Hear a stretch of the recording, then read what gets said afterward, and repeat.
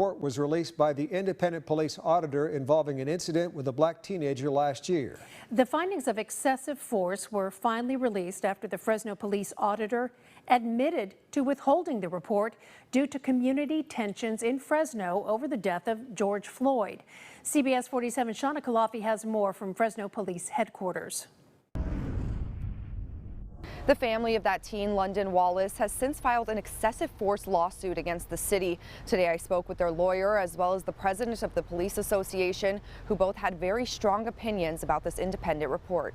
Body cam video from January of 2019 shows Fresno police officer Christopher Martinez punching 17-year-old London Wallace while trying to detain him. Now, more than a year later, independent police auditor John Gliotta says that officer used unreasonable force. In his report, Gliotta states that the first 3 punches were determined to be within policy, but says, quote, "It is my opinion punches 4 through 7 could have been avoided, since the CP has now bent over with his hand covering his head in an attempt to avoid the punches and was no longer being a threat." CP stands for complaining party, in this case Wallace. A lawyer with a firm representing Wallace says they're satisfied that the Office of Independent Review did determine excessive force was used. But it is a little concerning that it took 18 months to come to that conclusion. I don't know how much money and how many resources were needed to do that when any rational person looking at that video for 30 seconds can come up with that conclusion. But Todd Frazier, president of the Fresno Police Officers Association, says the video doesn't tell the whole story, and he supports the officer who made a quick decision in a hazardous situation.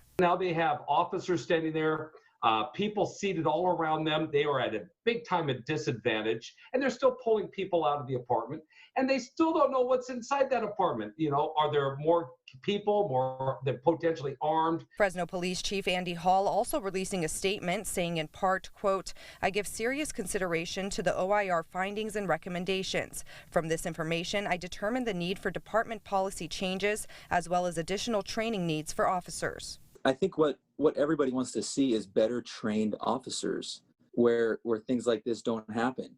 And when things like this do happen, there are consequences.